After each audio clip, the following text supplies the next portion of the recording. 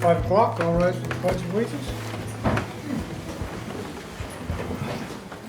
Pledge of Allegiance. To the flag of the United States of America and to the republic for which it stands, one nation, under God, indivisible, with liberty and justice for all.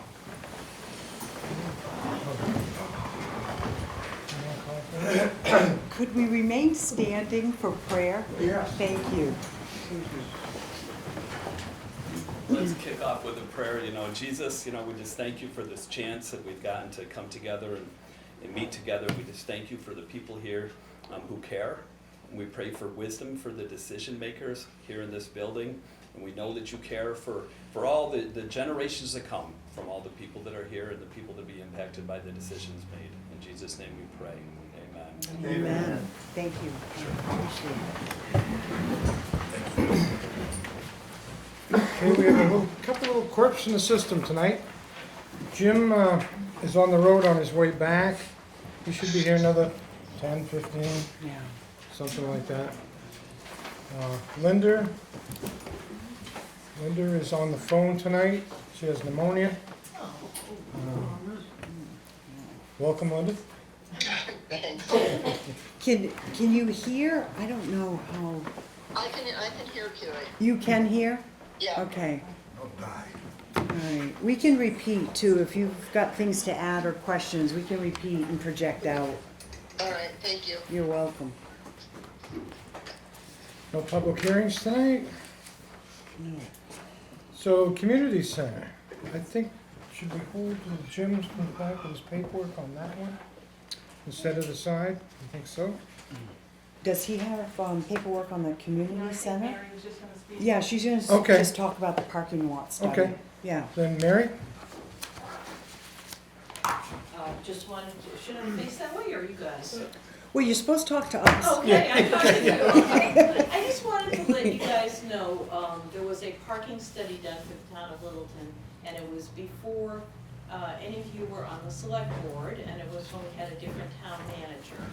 And I just wanted to just give you a little brief information about that and let you know where you can find it. Back in June of 2018, the select board appointed a parking commission, and we met for 1 year studying Littleton's parking situation and researching other towns for best practices, and a lot of technical assistance was provided by the North Country Council.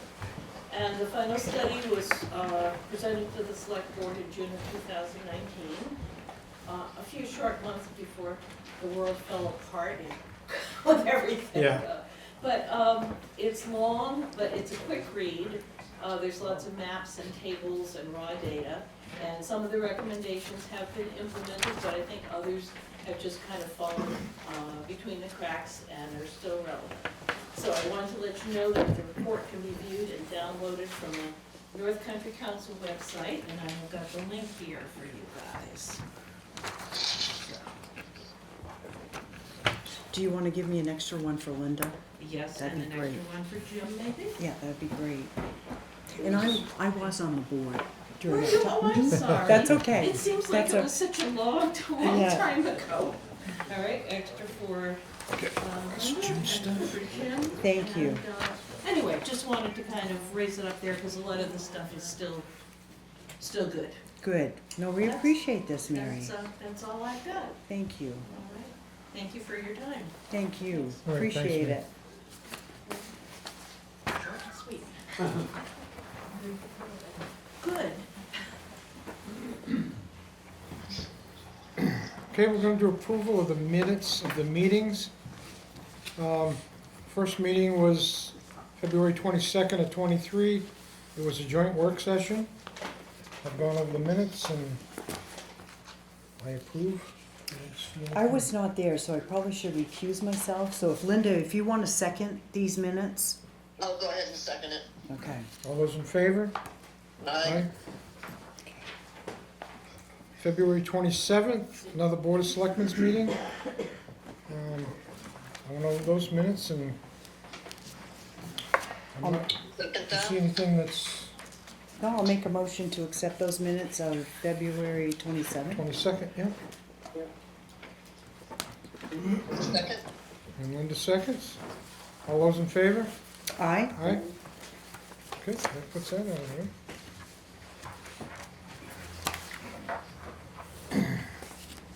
So we'll have to hold on the town manager's updates till Jim gets here. One of the things that we're looking at though is moving the town offices back to the second floor. He'll explain down that with what he has. Yeah.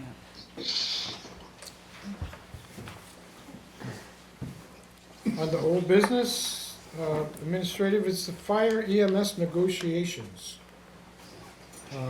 We've had a meeting here a while ago and decided to continue it to tonight.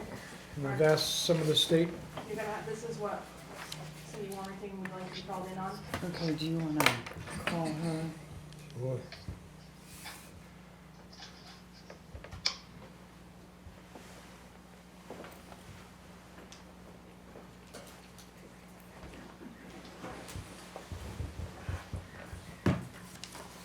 Wherever they are. You know what, do you want Linda to call in on your phone and then I'll call Cindy? Yep. Would that be easier? Yep. Linda, can you call in on Roger's phone? What's his number? 991, What is it? 991, Yep, 6555. 65, 55. 55. Everybody All right. now has that. We're all writing this down. Call me. Call me? I don't answer it, so whatever. All right, yeah, if you wanna do that, Linda, and then I'll give Cindy Warmington a call. Okay. All right. I'll call Roger's phone. Thank you. Yeah, bye. Bye-bye.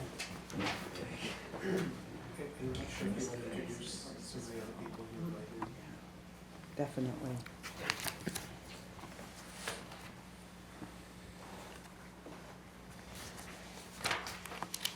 As we wait for the phones to ring. Yeah, I know it. Good.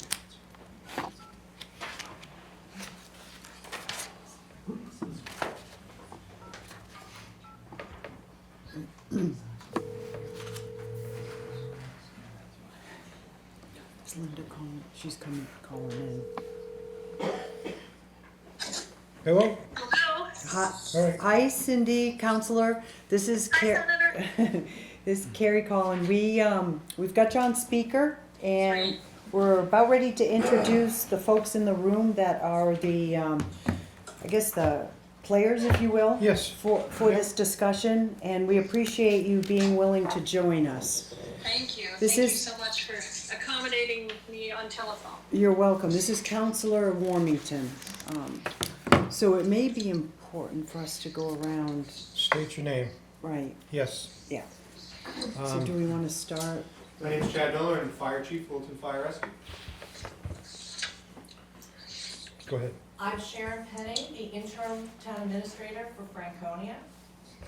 And I'm Jill Brewer, Franconia Select Board. And Dan Walker, Franconia Select Board.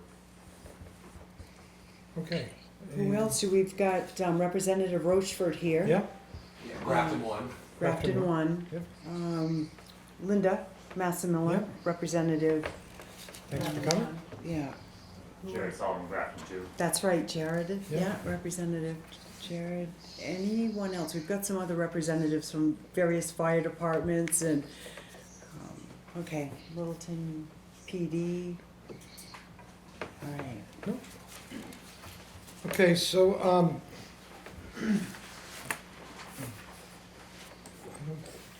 what we're looking at is, just possibly talking about maybe getting some help or something to help with the cost of this program that we're on. But we're also here to talk to Franconia about the contract and the extension that we may put forward to help out. So I think Chief Miller has come up with some alternatives for, Well, I think up first for discussion, unless you want to handle it in a different order, would be a 90-day extension Yeah. for the services that we're providing in Franconia. So I sent some recommendations to the town manager and the boards. The you want me to kind of highlight them? One of the things that's a little bit different in this is we talked about doing kind of cost sharing and risk sharing. So we don't have a crystal ball, we only know as an average what we've been doing Franconia. But as part of this 90-day extension, what I proposed was a per call service fee of $500, which was an agreed upon amount on a previous contract we had worked on before Littleton opted out because of call volume issues. And to incentivize the firefighters who are actually doing this work is a stipend for when they come back in. Whenever we go out of town for any operation, we do a staffing recall so that we can maintain staffing levels here. Our mission isn't just medical, but it's fire protection and rescue as well. And so specifically for the Franconia calls, a stipend for firefighters and EMS members that are coming back to the station to cover while the ambulance is down in Franconia. We included some money proposed to make sure that the Franconia ambulance is in service and available to respond. A little bit more as kind of a hot spare, a hot backup with our 2 ambulances and the number of concurrent calls we're experiencing. We really have to have 2 operational at all times. So it includes a not to exceed number for that. And we included some funding to do some fire department operations that I don't feel like our staff's going to have the opportunity to do because of the increased call volume. And I did meet with union representatives to work on this process as to what would be what we both felt was fair and workable and reasonable and obtainable. And that's a system that we came up with as far as like a stipend system to help offset the cost for people's times. And then I kind of broke down a proposed or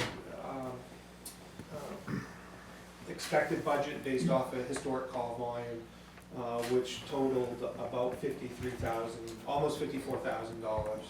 And again, that's based on the historic call volume we've experienced in Franconia. So it's not a locked-in number. It could go up, it could go down. It's just based off of what we know, so that we have a starting point. Okay.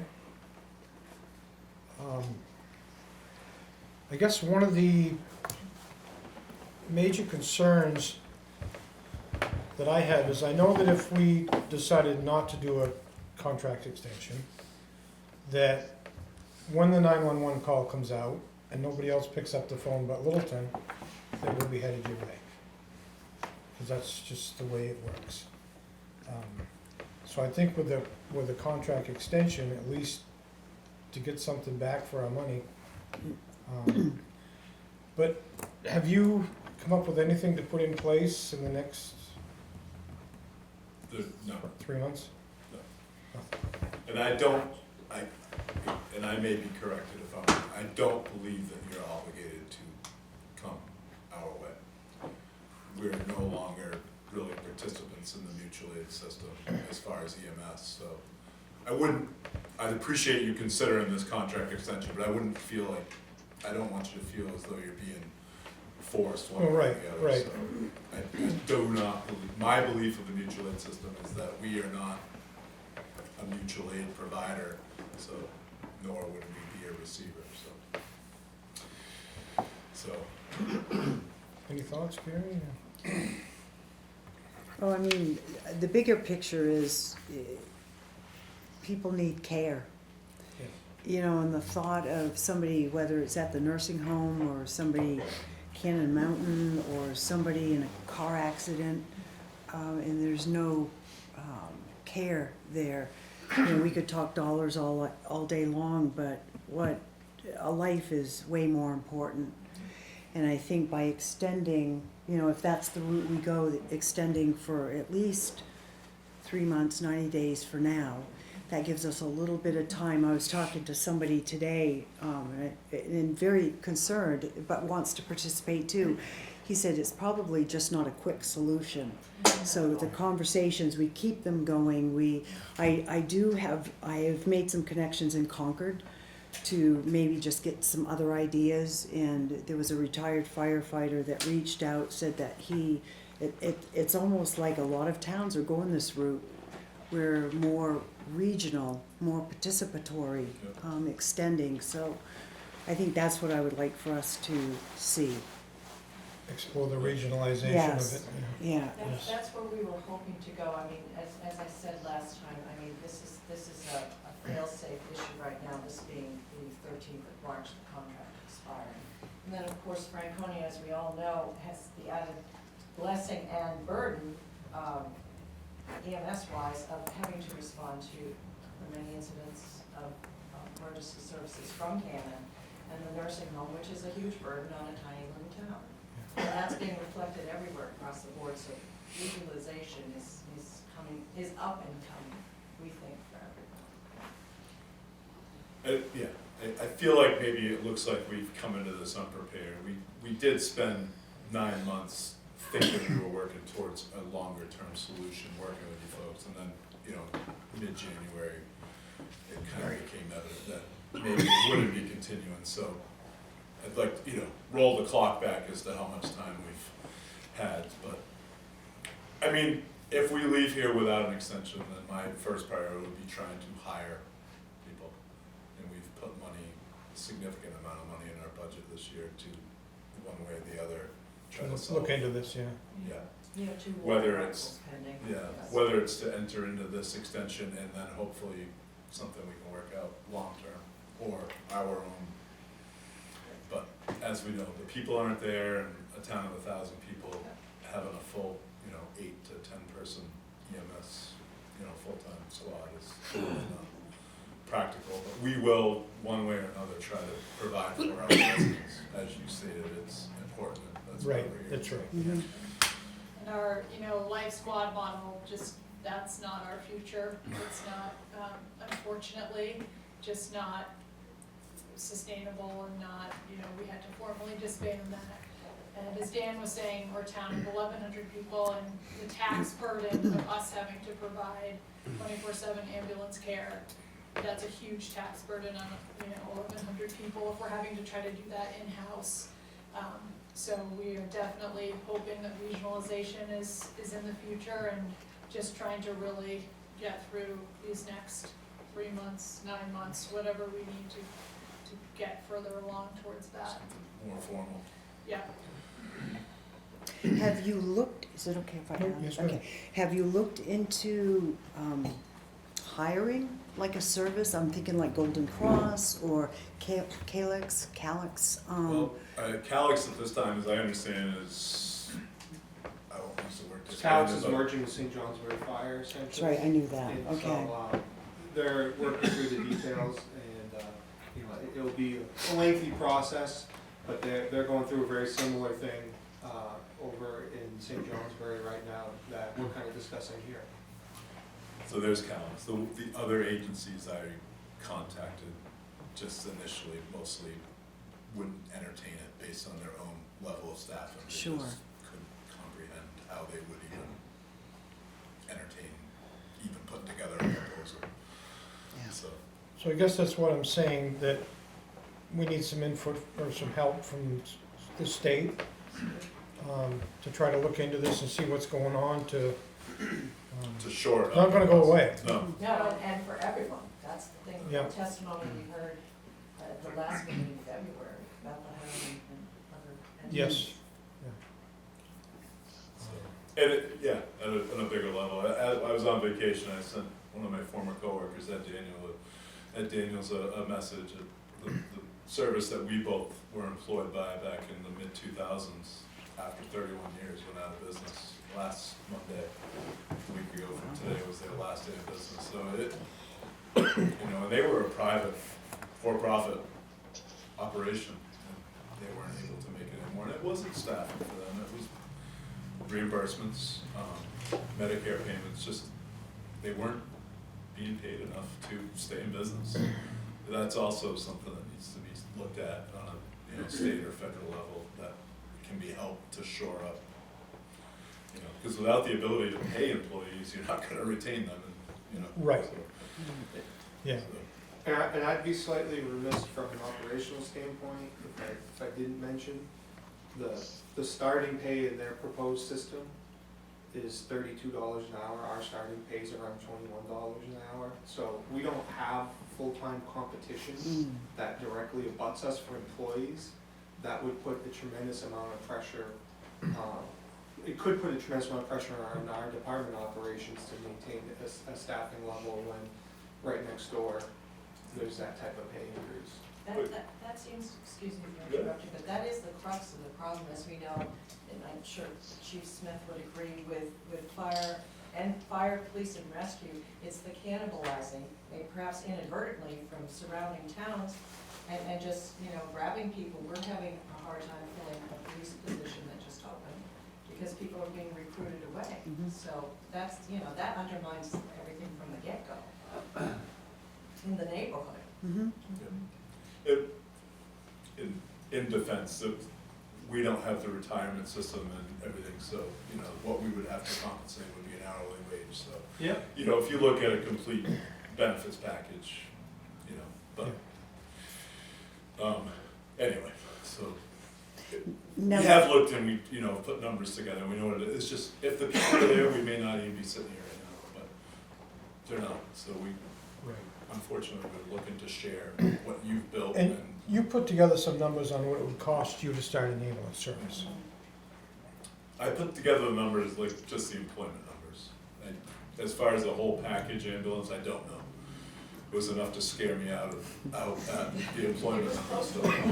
So, yeah, I would say Believe a it. million's Yeah. an accurate number. That's half our budget. Yeah.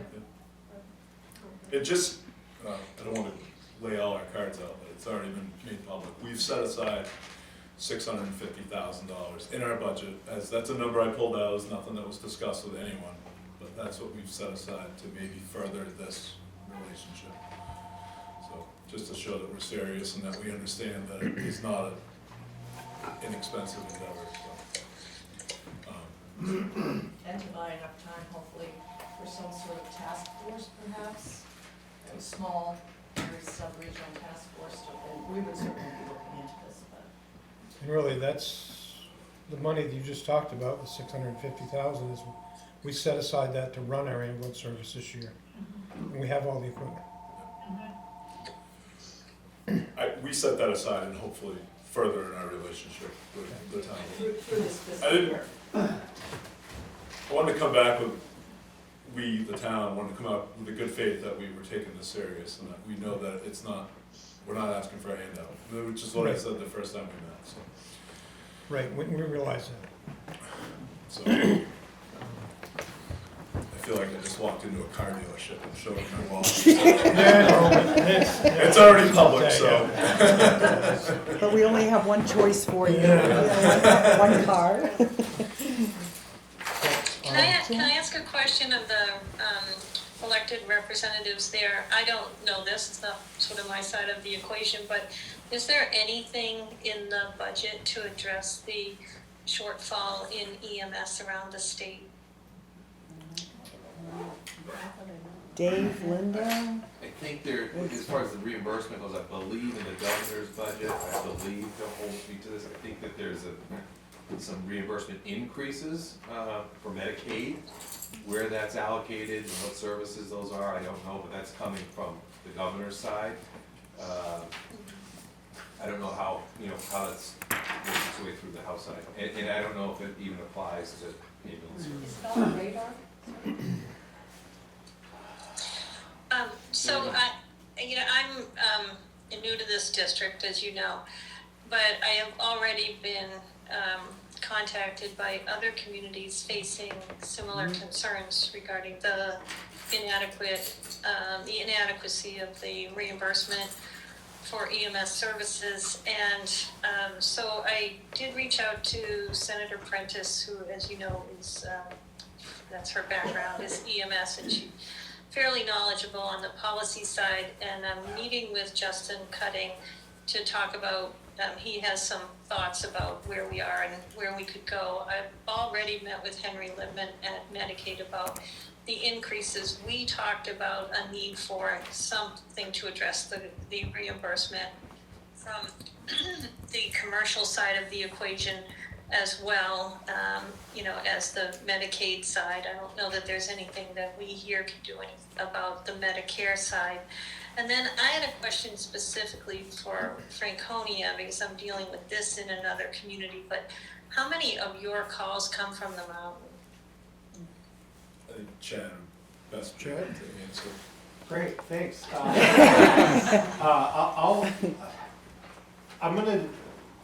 The mountain's a little bit complicated because it's not one address. And it can be many, many addresses and not consistent. And I would say that more importantly, it's the state park system. There's a state-run snowmobile trail that is beyond the normal snowmobile trails. Yeah, That you're right. there was an accident at, so I guess I'd look to the firefighters we have in the room, maybe up to half of the calls in Franconia, or maybe a third are mountain related. About a third. We're thinking maybe 230 calls. We don't capture every Canyon Mountain call. Some of the Canyon Mountain calls through dispatch agreements are handled by Linwood Ambulance, so we don't have, I can't see those calls, so we would guess up to a third, so maybe 80-ish calls, just without the ability to see all the data in one spot.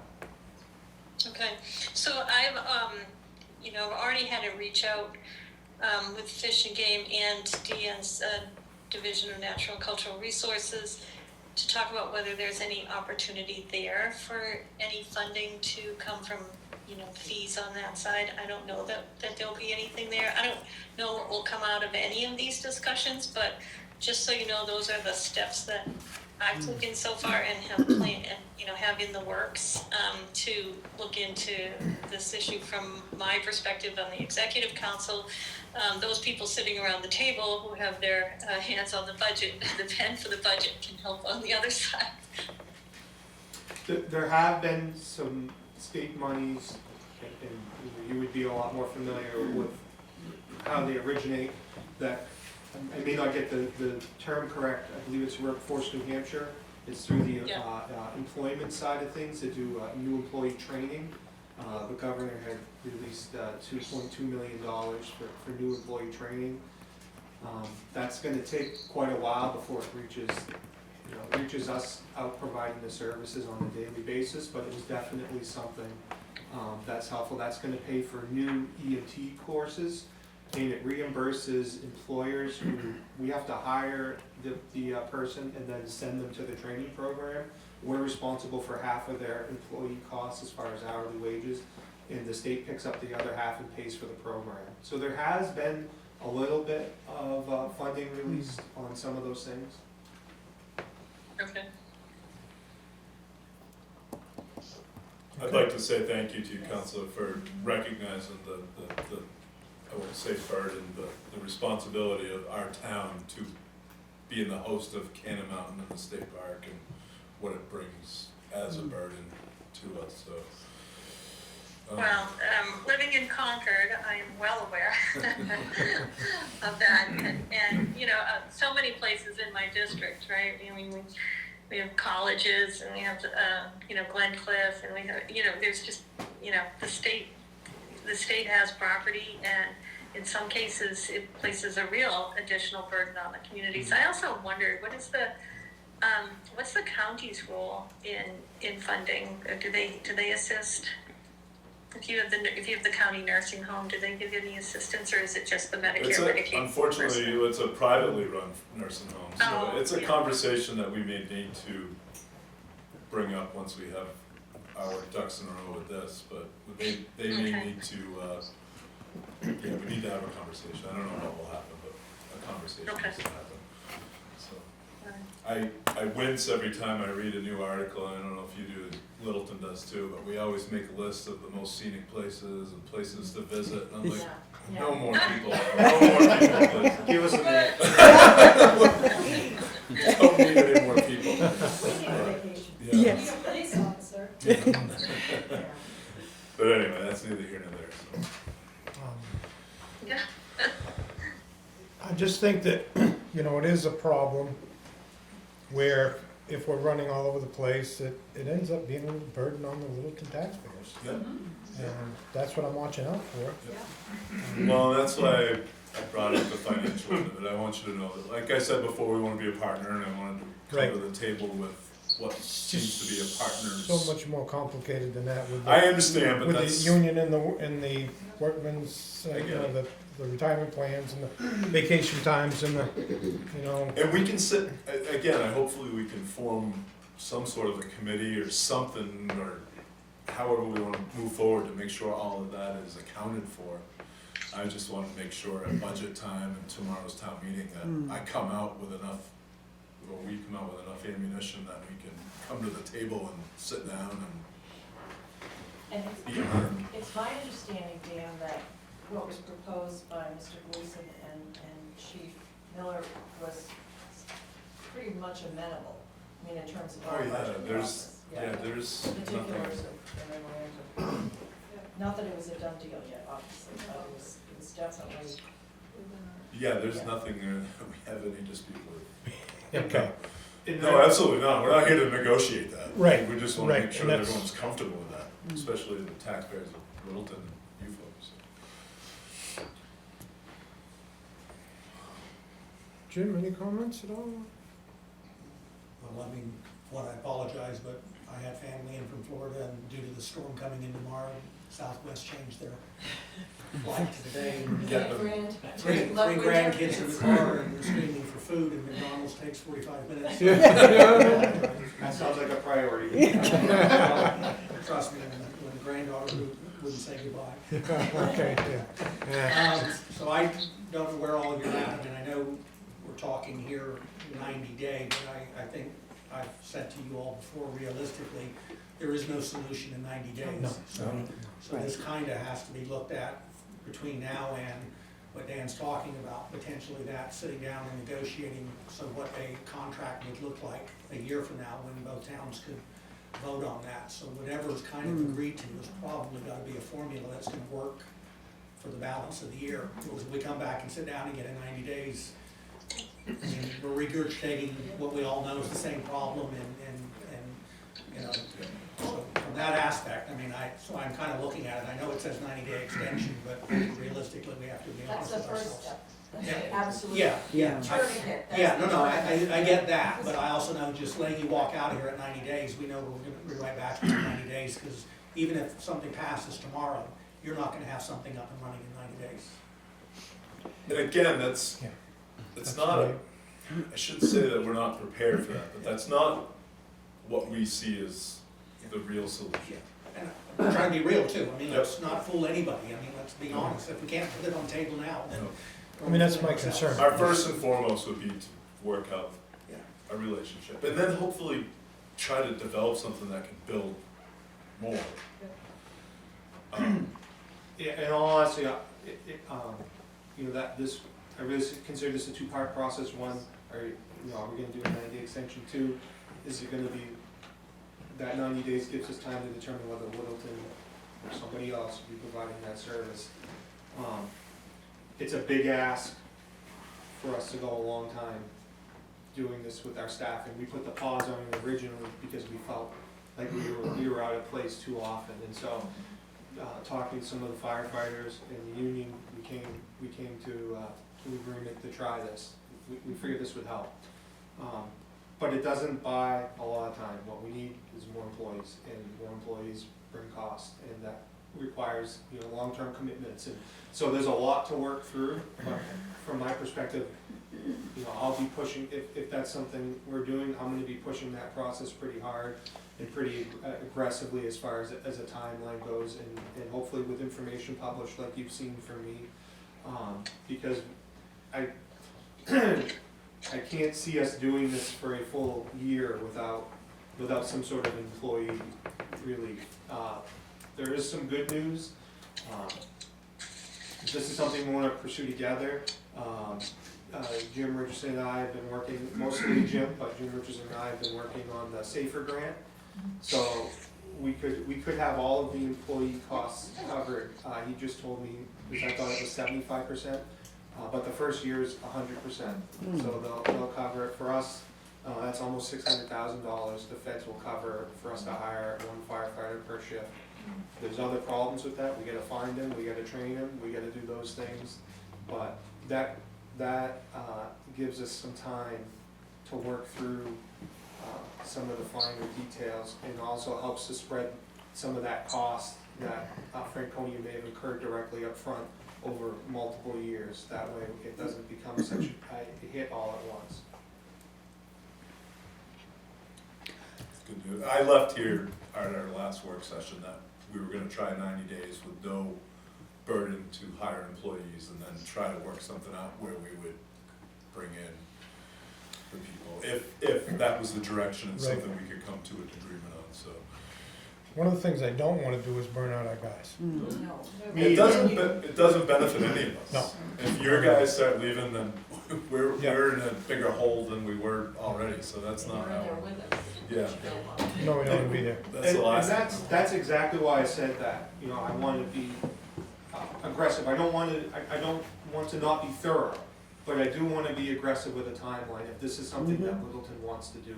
Because, you know, the longer we go on with the kind of 90-day extension and the 90-day extension, the more that workload is spread amongst our current firefighters, which is something that, like I said, we put the pause on before, so.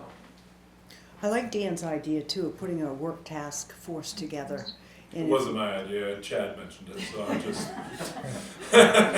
Thank you, Chief. So if we could, I'm just thinking very concentrated, put a task force together and. At the same time, so it's parallel. Yes, yes, yeah. And that way we can keep Councillor Warmington in the loop, and then the representatives, and then let's, to keep that conversation going, to brainstorm, and, because 90 days is gonna be here way sooner. Yeah, it would, like Chief Nolan just said, we don't want to, nothing's gonna change. And, I mean, hopefully something changes in 9 days, but the same problems are gonna be here, so. Realistically, should we change it to 120 days? Well, what we've done, which is certainly, you know, it's a matter of internal financing, has gone with the 90 days, which will get us to June, and then the additional 6 months in the fiscal year remaining of 23, just so we're covered, we have enough money. This is a warrant article appropriation, but we thought, like I said, you know, throw us the life raft first, and then as we're dogpaddling to some sort of success, hopefully, or some collaborative. I guess if we're not there in 70 days, maybe we should, you know, or if we're most of the way to 80% to a, you know, to a resolution, maybe we could extend it if we don't think we can get it together. But I'm open to anything. Again, we're not here to negotiate, we're here to work with you, so whatever's agreeable. You're here to beg. Yeah, we're here to go. Grovel. We did that last time. We'll do it again. I'm not opposed to it, no, if that's what you'd like. No. But yes, you're right, we are here with that man, asking for help. Well, it goes back to the people though, you know, lives. It does.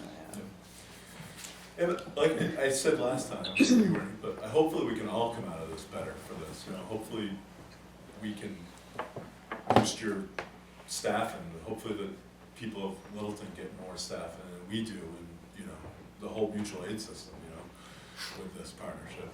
Hopefully that's the way it's viewed, that's what I see it as. I know right now it looks like we're a burden, and we are, but we want to not be that. We want to work towards building up the force. Let me ask them if I'm hearing everybody right, is maybe if there's a motion, it would be to do the 90-day extension with the requirement that the two towns get together with the pertinent people to work out then the longer term aspect of what you do after 90 days through next March. So kind of a dual request, and then we come back to you all at 90 days on the status where we are on that, and that could also open the door of what happens for the balance of the year. Should we maybe do 60, so that we're not waiting to the 11th hour? Revisit in 60 days? Yeah, just to see where we're at. Is that realistic, Chief? So, you know, this framework works as long, you know, budgetarily, kind of as long as you want it. Staffing is gonna be the big question. So we'll run it until, monthly, I'm gonna meet with the union, with the firefighters and say, hey, are we doing okay? Or not? I'll know the answer to that headed into that meeting. So that's why it's important, hey, as fast as we can kind of see what the future holds, then that's good with me. So. This could be a model, Yeah. for the state of New Hampshire. Could be.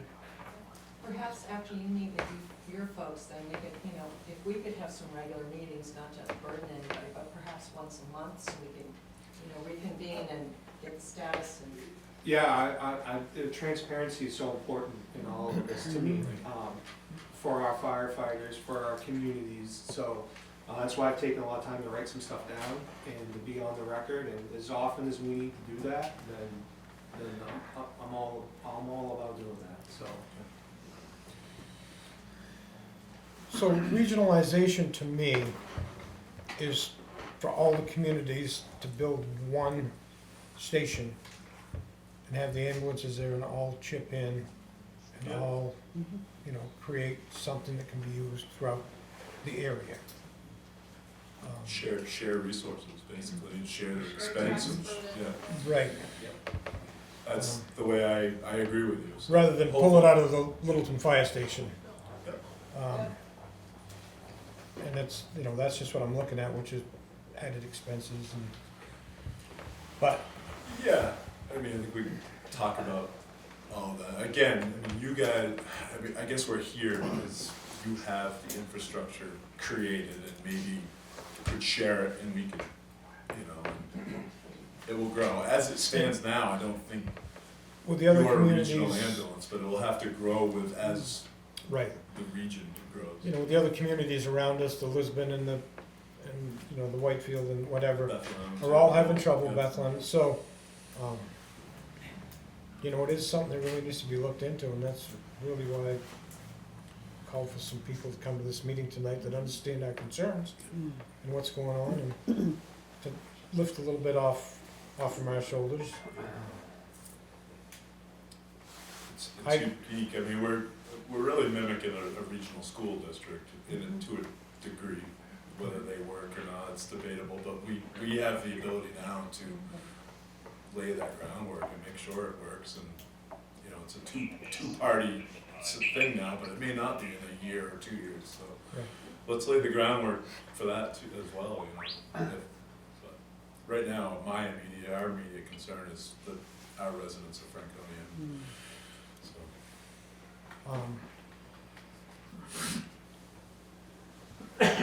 Under the terms that Chief Miller wrote up, I have no problem making a motion for an extension of I'll second 90 it. days. I'll second it. Linda's still on. Yeah, Linda's still on. Still in it, Linda? Yes. I got no volume. No? Is she on speaker? I can do that.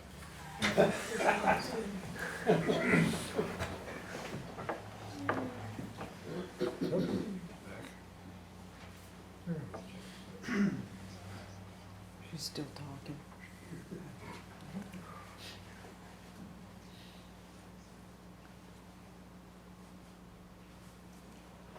My grandson was here, he could do it. Linda, where you at? Linda called Jim's phone.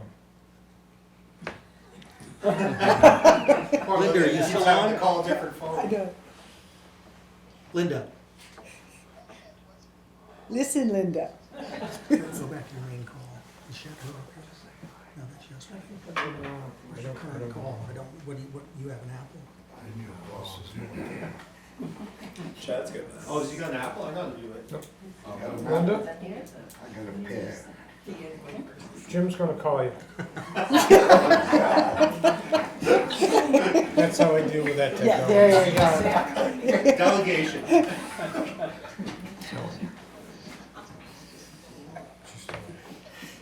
While we're waiting, I just want to say that thank you for having me participate today. It helps me to understand what's going on in the community. And I think that from the sounds of it, this relationship sounds like it's starting off on a very good foot. So good job to everybody. Well, thank you, Councilor Warmington. We will be back. I'm sure you have to go on to other things. Yeah. We will be in touch. I will make sure folks have your number, your contact information. All right, great, thank you. Thank you for Thanks so joining. much. Take care. Thanks, Thank you, you Councilor. too. Okay, Linda, there's a motion by Roger and a second by Carrie to grant the 90-day extension. You can deal with two motions then, or tie the task force into that, or do you want to do them two separate? I think we should tie the task force in. Okay, Yeah. So two towns to work on a task force? Unless you think that should be separate. no, let's separate that out in case we want to, All right, for some all reason. right. Okay, so there's a motion then to go ahead and grant the 90-day extension, per the proposal in your packet? From Chief Miller? Yes. Okay. Motion and second, all in favor? All in Aye. favor? Aye. All right. Thank you. Thank you. Now we need a second motion? I'll make a motion that a task force is formed. I'm not sure how we word that. You guys can work it out, Yeah, but the two towns that, can work out between the managers and fire chief, and if you want a board of selectmen on there, I mean, you can choose to be, or we can take care of that and bring you back okay. the numbers. But we can work that out. Work out the details. Yeah, Yeah, whatever is the most productive Yeah. towards. yes. Sure. Yeah, and yeah, let me say that in a polite way, I mean, I know what you were saying. yeah, no, because if we put multiple board members on, then that requires advertising, not like we're hiding Yep. anything wise, but it does, I mean, if you want us to Right. get to the details and numbers, so we can make sure that that is done, Mhm. and then give you an update in 60 days as part of the motion. Okay. Okay, so Linda, there's a motion for task force to work with Franconia on coming up with what could be a longer-term solution, Yeah. with reporting back to the Board of Selectmen within 60 days, so that we have 30 days if there's some issue between now and the 90-day extension. And it was motioned by Carrie and seconded by Roger. Yep. Yep. All those in favor? Aye. Aye. Aye. Okay. Thank you again. No problem. No, hopefully we can come to some kind of a conclusion. Yeah, I'm hoping we come to something that can be built upon and benefit the whole area, because we're just the first in a line of, you know, I believe, I hope not, but. It could be a pilot project. on that I think so, too. Yes. level, yeah. I think so too. Yeah. Chief, every time you leave here, you get more work. Thank you as well. That's why he's the And I, John, good. Just go. John, you got a comment? Yeah, but I plan a couple of thoughts as you do this. One, I think this is an opening to do regionalization, and I see it as entirely necessary. I'm on the budget committee, we're the bad guys, because we didn't like the cost increase of 14% or more, which who would like that as a taxpayer? Secondly, I think we had a follow-up meeting with the fire and EMS personnel, and we listened very intently to understand that it's not an easy situation for them. That recruiting and finding the right people is very difficult. I actually accept that. I think it's a critical point. So I think there's several problems to solve here. And you've mentioned it around the edges, but what are we doing?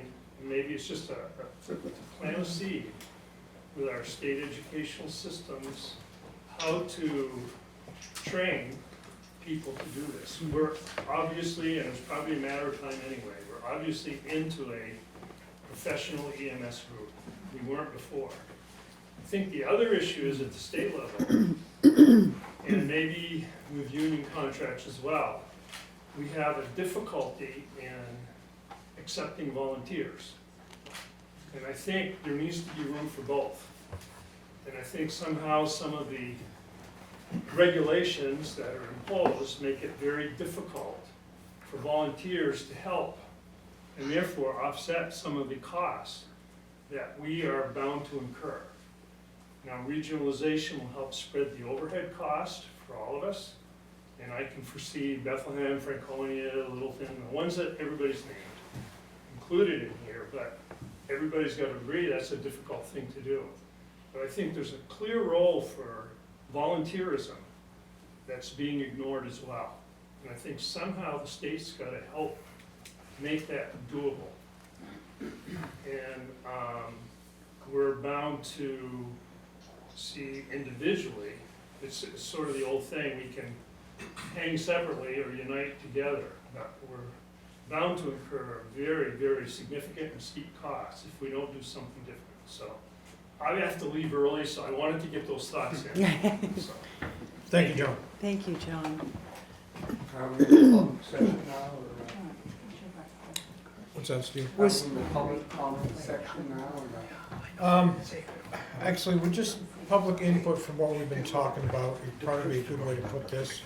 So If is we it had a little. walking down and we a couple Yep, yep. following up on John's comments, which are very much germane, but I think there's, well, two things I guess I'm wondering about. One, has anybody taken an inventory of the assets of the existing North Country EMS services? And I mean, I guess I'm talking about assets, I'm talking more people than equipment, but actually including both. And the second component, you talked about, you know, having this cost per call. I guess you can project a certain amount of calls, but if we're gonna, at some point in time, we're gonna make a commitment to expanding our staff either through full-time call firemen, EMS people, or hopefully introducing, you know, part-time personnel. Depending how far out you want to look, you need to, Town of Littleton needs to be able to predict or count on the amount of money that we're going to be getting. I don't think you can't, you know, hire 2 people or 4 people if you're planning $500 a call times however many calls that may or may not happen. So whether we're looking 3 months down the road, 6 months, 9 months, 12, I think there needs to be a gross dollar figure or some formula that's a combination of the two, so that if we go and hire certain people, that we know that either all or a significant portion of the cost of those personnel is going to be covered. That's what I hope that we come up with in the task force is, Yeah, because that's what we discussed at the last meeting, Yeah. even the fact that we know 4 people are costing $400,000, and that's just 4 people. Then there's the equipment and everything on top of that, and that's where we're talking about sharing in the costs and the maintenance, And replacement, that and all that. 400, Jim, is low. That might be the first year, but that's not the 5th year. But if we're looking to an agreement, it would be a 3, 4, 5 year agreement that would go along with the SAFER grant. We wouldn't go into an agreement that we weren't sure that they were covering the costs, so they didn't bail out in 6 months, and we're stuck with 4 people we just hired. yeah, we want to come off the per call. There's, the chief said it, I'm sure it's a widely accepted industry term, but the cost of readiness. It's not just how much it costs on a call. We want an ambulance staff for our people, and that comes with a cost. Whether or not they go on a call, or 100 calls or 1,000 calls, there's gonna be a flat rate. And that's where we wanna be the partner. We want to share in that. And I think, Sharon, you had mentioned that group up north, or whatever, there was like a third computation for calls, right? So yeah, that's how they were organized. The cost per call is an interim solution because it's not worth trying to develop a formula that we can agree on in the 90-day period. I don't want to be on a cost per call basis. I don't think anybody does, but just in the short term, there's not a better way to do it. So yeah, there's a number of different ways to cost share, and I think that's part of what this task force will be looking at, is all of those ways. But you're right. Everybody needs stability in the system. Franconia needs some stability right now, so does Littleton. I don't want to go hire somebody with the threat of a layoff next year because they're going in different directions. We're talking about long-term commitments that take a look at all of our costs and find a way to share them. And I don't know how big a footprint we're looking at. I mean, Roger, you mentioned Lisbon, Bethlehem, Whitefield. I don't know the extent of the discussions thus far, but I mean, obviously, all those communities have to have some assets in place already, because they are responding to some problems. I mean, is that a resource for us in the short term or long term, as far as bringing those assets into our system? I guess we have to look into how many people we're talking about, equipment they have. But people is does the- Franconia have any people assets left? No, that's what has gotten us to this. None, not a single person. There may be single people, but whether or not, In this paradigm, no. yeah, their names on a list, unfortunately. They weren't in reality responding to calls. Are they qualified to respond to calls? Yes. Okay, so, So so given perhaps the with right this- financial incentive Yeah. and the correct receptiveness, Yeah. there are people there who could In come. theory, I believe that you might be right, yes. Okay, that's important. Perhaps, For- you know, Go the ahead. task force, I think, hopefully will identify some of these assets and resources, because, I mean, you have a lot of fairly new, safety services buildings in many of the towns, and to see what your rolling stock inventory is, your ambulances, that's what hopefully how we'll start. Just see Chad, I what would we have. assume that you're already getting a handle on the people resources that are out there? Well, I've made it very clear, I'll work with anybody that wants to show up and work hard and do a good job. We recently, with this Franconia situation, Sugar Hill, for example, started their own fast squad to provide medical aid before the ambulance gets there. And we gave one of their paramedic, complete access to all of our medications, including the controlled substances. And said, hey, you know, if you're interested in, you know, getting paid for doing this in a different way, we can certainly talk about that. I.e., maybe you could become a Littleton employee. They're not at all interested in that. They are willing to help their community in this one particular case.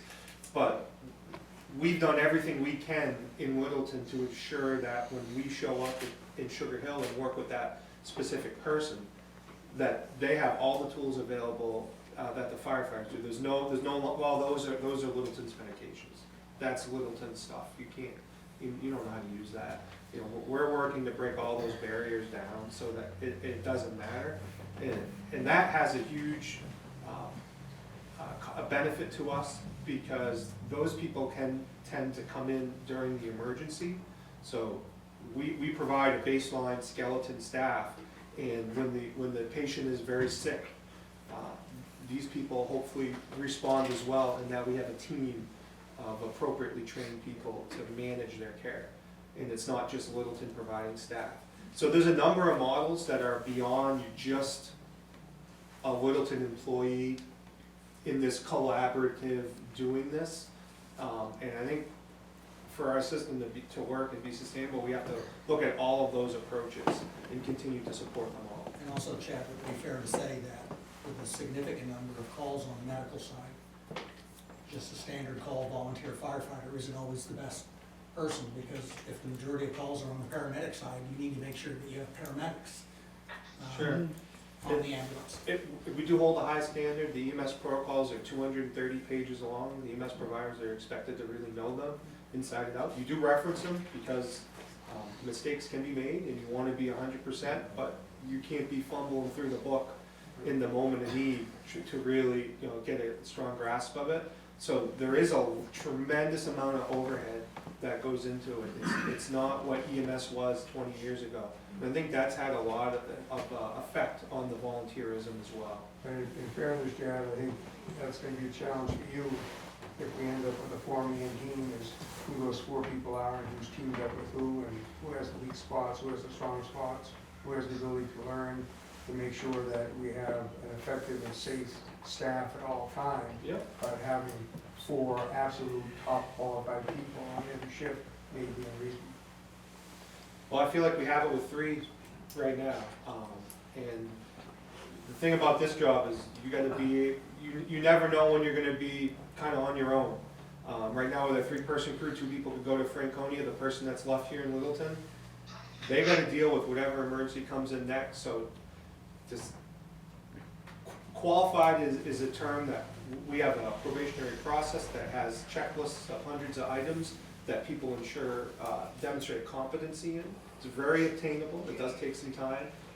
That's our responsibility as a service and as an employer to make sure that we've provided this base level of tools and knowledge that people can go out there and do the job. So that's the type of process we would employ moving forward to make sure that we don't have a weak team or a weak team member. Just following up on Jim's comment, I mean, it's certainly, I think we're all aware of this, I mean, the most of your burden is on the medical side.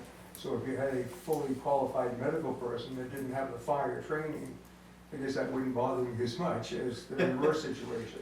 Sure. And I would definitely find a way to get that medically qualified person. So we have that now. We have single role call members. It's not the most ideal. In the current system we have, our system may be evolving. And so that's something that'll have to be looked at.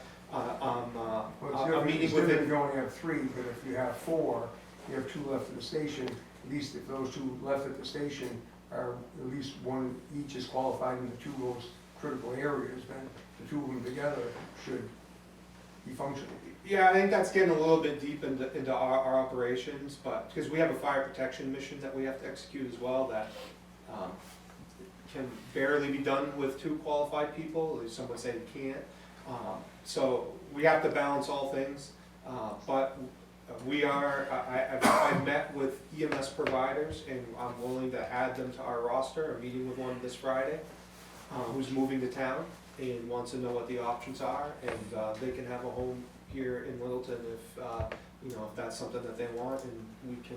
When you mentioned fire protection, what are you talking about? Talking about things catching on fire, active firefighting. Fighting fire. Yeah. So we have to balance that mission as well. It doesn't happen as frequently as the medical, but it can be just as or more devastating as well, especially to a community. A fire on Main Street would really be a bad situation for our community. It doesn't mean people aren't also hurt in that fire as well. We experienced that a couple of years ago where we had some people severely hurt in a fire. So not everybody has to be able to do everything all the time as far as call members go, but we certainly have to balance all those needs. Okay. Anybody else with any comments on? I would just ask the task force to, as you're working along, if you have some type of legislative requests or recommendations, August is probably a good time to get them to us. The other thing that I would ask for you to look into is what kind of administrative rules perhaps are getting in your way. I know that's something that a lot of professions are looking at right now. Are there certification rules or recertification rules that are going to be outdated or unnecessary, that are putting obstacles and roadblocks into getting people into these positions? I know in my profession that we're really taking a deep dive into the fact that you really need to have 5 hours of in-person, didactic training in a world that's automated and online. So any of those types of administrative rules, administrative hurdles, administrative barriers to entry, those are things that we can take to Concord and make a case for, because there is issues around the state with this, and especially locally, and those are generally a pretty easy argument to make down there as far as getting folks into these positions. Well, just because you're aware, because you mentioned it, I sit on one of the state boards that writes the EMS rules. Our EMS rules have been at GELCAR for more than a year now. No, I can look into that. There definitely are log jams. One of the things held up is something called Educational Training Agency, which completely redesigns how EMS education is delivered in New Hampshire, that we've worked on for almost 3 years. which would be really amazing to have in place to tie into all this governor's workforce training money. The administrative burden to provide an EMT program is quite high. The ETA streamlines that, and it puts it more in alignment with what the national standards are. Yeah, okay. Now, as far as the jump car issue, obviously there's a time limit to those, you have to run. No, Alright, so I think it's obviously just a test at 6 o'clock. there's a time limit to those, so probably that time limit has expired. So you probably have to renew those rules. So we rewrote the EMS rules, and they've been sitting at Gelcar for a Okay. year. I'll follow up on that for you. Yeah. I've been told that they're starting to look at it, but I Yeah, don't all right. know the ins and outs of it. The other thing that I've been debating whether or not to mention this tonight, I'm going to anyway. It's very premature, but in our committee right now, so the House passed a cannabis bill a couple weeks ago, and the policy has been set, and now there's a tax component to that. So there is, very early in the process, but if it goes through the way it's structured, there will be monies available for municipalities for first responders, both monies in general and also additional monies, as it's written, again, there's a long way to go for communities that choose to allow cannabis sales in their community. So, it's not gonna be a magic bullet by any means, but there are some things worked into that bill if it goes. I'll be honest, that's a positive step because the state's losing tax dollars now anyway. Yeah. All you have to do is go to Maine, Vermont, or Massachusetts, so those dollars are being spent that could be here for education or healthcare. I'm hopeful that we're gonna be the last one to the party, but we're gonna have the most fun.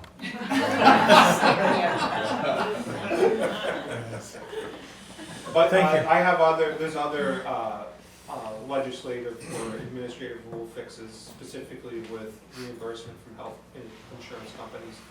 Health insurance companies in New Hampshire. So yours is a balanced billing bill, which actually is pretty detrimental to EMS, which prohibits it, because most EMS systems don't heavily balanced bill, only what's typically allowable by the insurer, like Medicare has a 20% copay, for example.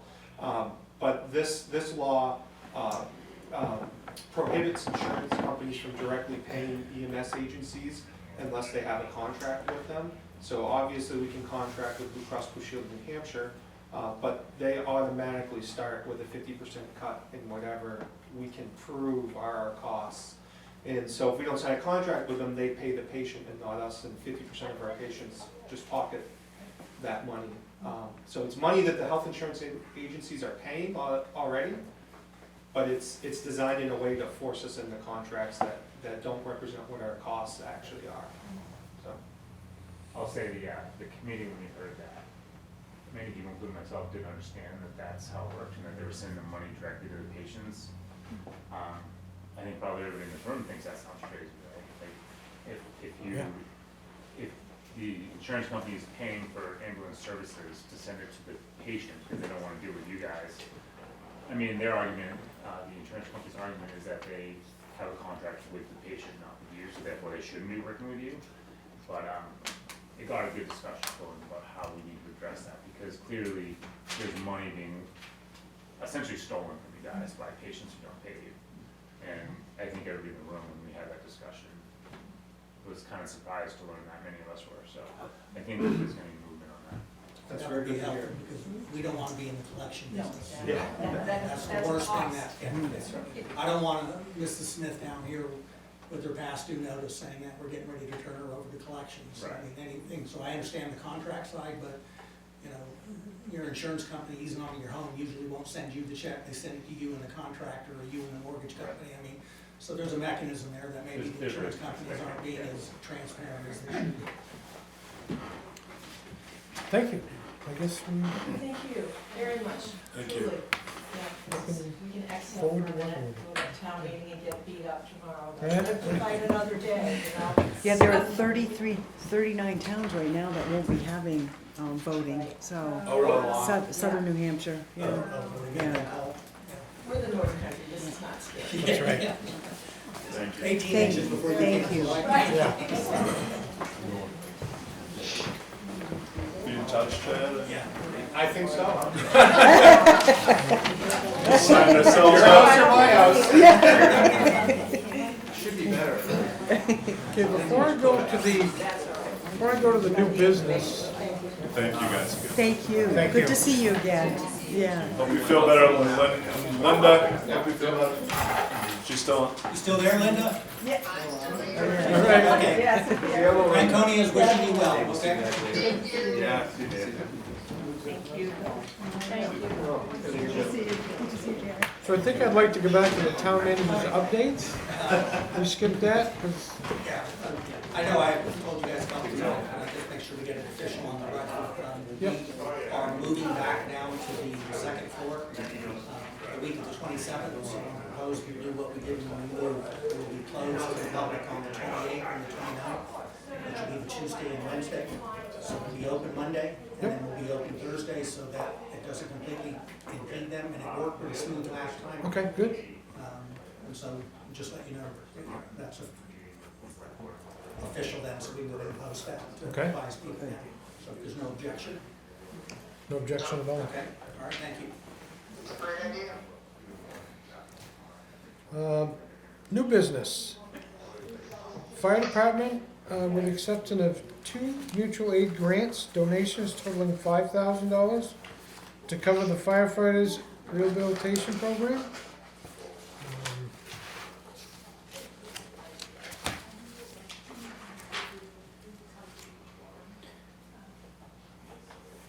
And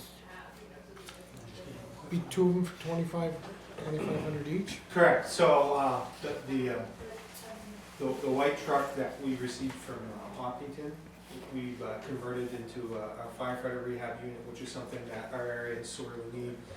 We had a number of fires over the last number of years where it's really been pushed to the forefront. It's a requirement that firefighters be rehabbed.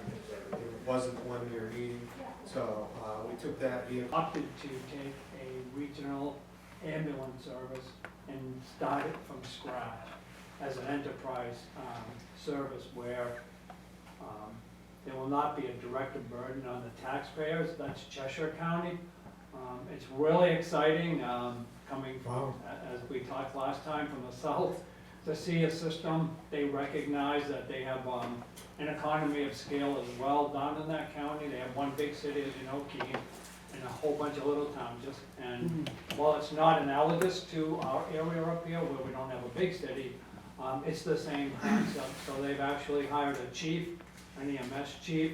The folks will be employees of the county, so they'll be eligible for the state retirement system. They got ARPA money to build our fire station, not a fire station, see, an ambulance station, EMS station, and to pick up some ambulances. They're gonna first start by doing transfers between hospital systems, and then they're going to reach out to the communities and allow them to opt in as a contract, somewhat similar to what Franconia was discussing, and some of the other contracts you have with some of the other smaller towns around us. But just know that it is not a North Country type of issue, and they've started in southwestern New Hampshire, which is really exciting. So that is in process right now, and they're actually have not an RFP, but they're looking for paramedics down in Cheshire in the county-based system. So super exciting, and just know that that's happening as well in other places. Thank you. So, Thank you. Yes? So I'm Alan Clark, I'm the fire chief in Sugar Hill. Been there chief for a little more than 20 years. Yeah.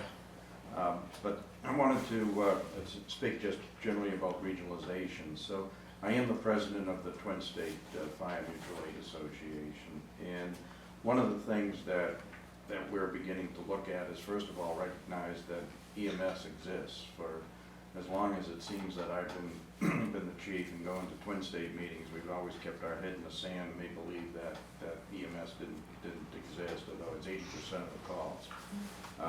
So we're working towards trying to identify just what the resources are, what the problems are. We don't have any answers, but we're looking, and hopefully that can work somewhat parallel as you and Francona go down this road. I'm also the chair of the State Board of Fire Control. And this EMS issue, although again not a direct fire issue, is being recognized, and the looking at how Maine is looking to help reimburse, and Vermont, and so the Board of Fire Control is looking at that. I'm also a commissioner of the Fire Academy. The Executive Council mentioned Director Cutting. We just had a meeting, and again, I brought forward the issues that we're facing in the North Country. But it's not just the North Country. It's you know, it's from what I can. I was in a training session where the instructor came up from Alabama, and they got the same problem. It's nationwide. So I just wanted to reinforce that there's a problem. It's being recognized. Nobody really knows all the solutions. We talk about regionalization, but you know, just to use an example, I'll put this in the paper. But Bethlehem runs about 400 calls. Their budget's $75,000. If they become part of regionalization, we all know what's going to happen to their $75,000 budget. So there's you know, not all towns are in the position where they can jump and afford it. And when we talk about regionalization, though we all recognize that, we all, when it comes to dollars, get really a little bit skittish. On the fire side, the reason why Jim is here was about that $5,000 that came from the two mutual aid districts. We're actively looking at trying to regionalize certain functions on the fire side, again, to try to utilize our manpower, which is our most limited resource, to the best of our ability, but also to recognize that not every town needs to have a swiftwater team. Not every town needs to have a hazmat team. And so working with Chief Miller and the mutual aid as a whole, we're trying to regionalize some of those aspects with the long-term effect being cost saving. So we're modifying it for more of that. And what this grant does is it covers supplies that go in there, any number of things from like granola bars and coffee and paper cups and that type of stuff that we're buying and bringing out to our fires now, kind of like pizza, that type of stuff to keep people fed and warm and whatnot.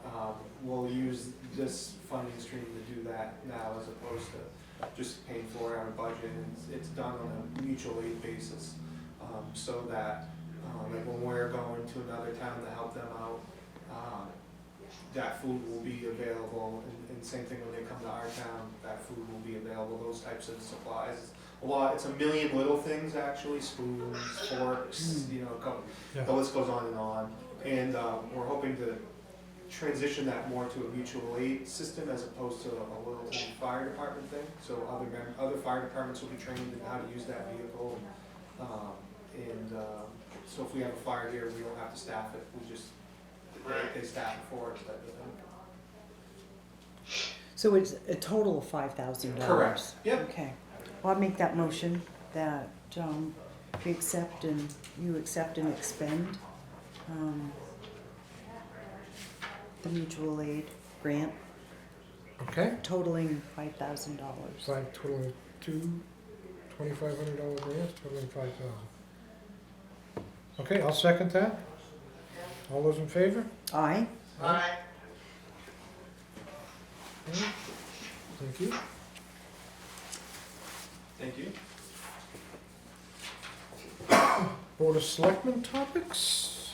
I just want to let you all know that I will not be at the polls all day tomorrow because of having pneumonia. Okay. I am planning on going down, Robert will take me down to vote between 6 and 6:30, and I'm hoping I can stamina to stay until the preliminary numbers are read. But we'll see how Okay. Get well, Linda. Don't go quite as quick as when we're 40 years old. Yeah, I understand. Carrie, anything? Yeah, I do. Just a few things, kind of piggybacking on what Linda said. Encourage people to get out and vote, but don't put your life on the line either. I don't think we've got tons of snow coming, but certainly wouldn't want people to put their life in danger.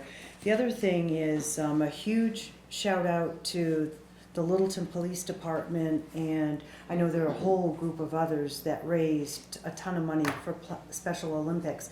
But our own Littleton PD raised, was it 15,000 or over? That's huge, and that was the biggest amount yet. So paying it forward so a lot of people can benefit from that. That's major. The other thing is too, is kind of piggybacking on what Dan had said. HGTV says Littleton is the most charming small town in New Hampshire. So more people, more people. It's okay. It seems like we're always in the news, which is good. The other thing too is Littleton varsity cheer team. Danielle Cook has done an amazing job. Her cheer team once again #1. That's the 15th championship that They won last night. they did. Fantastic. They did. So it's we're very blessed in Littleton to have such a lot of talent, diversity of talent, which is great. The other thing, and I'll end on this, I won't get into the situation, won't get into the weeds, but Jim, our town manager, handled a situation that was extremely commendable, very professional, and I mean, they got back to me, and I just very proud of you for handling it, and it could have gone a different way, and the person that was sharing it with me was just extremely impressed, and I want to thank you for that. Thank you. I don't know what issue it is, because they're every day. They're every day. This was a hefty one. Okay. Yes, a hefty one, so I just want to thank you for that. Okay. Next thing is public comment. Those in attendance will have the opportunity for public comment in 3 minutes or less. It's not a question, it's comment. So, anybody? Yeah, I'd like to just say, as you continue down the discussion path of regionalization, thankfully in New Hampshire, for the first time, I think in history, a county has, but also providing, quality service on a regional basis. The countywide thing, we know in other parts of the country, that's how it's done. We're pretty provincial, and whether or not that'll be successful here, or we need to build it from ground up, I don't know. But I wanted to make certain that you recognize that it's recognized as a problem. I think that's the first part, because, again, at the Twin State Fire Mutual Aid, the EMS people weren't invited to come. We just made believe it didn't exist, and that's changed. And then at our last meeting that we had quite a few of the EMS people, and they talked about their problems, and hopefully that'll come into a solution. But I want to recognize that certainly under Chief Miller and his predecessor, they've been great proponents of working with the mutual aid to try to come up with some of these solutions. So, thank you. All right, thank you. Okay. Anybody else? Go ahead. My comment is in regards to the aforementioned task force. I think, and it may be putting in too many apples into the pie, but I think the talks have to be spread out with Bethlehem, Lisbon, Whitefield, and not just Franconia, because it's going to involve all of the towns. Littleton, in my opinion, Littleton can't support can't support being the wheel hub of the system. It can't do it right now, and it may take several years to get there. The other towns have to be involved. If you're going to set a task force, and talk about regionalization, the other towns need to be invited. Absolutely. And I really think you really should consider that. Okay. Anybody else? Thank you. I'll entertain a motion. Make a motion that we adjourn. All right, I'll second it. All those in favor? Aye. Aye. Thank you. Hope you feel better, Lynn.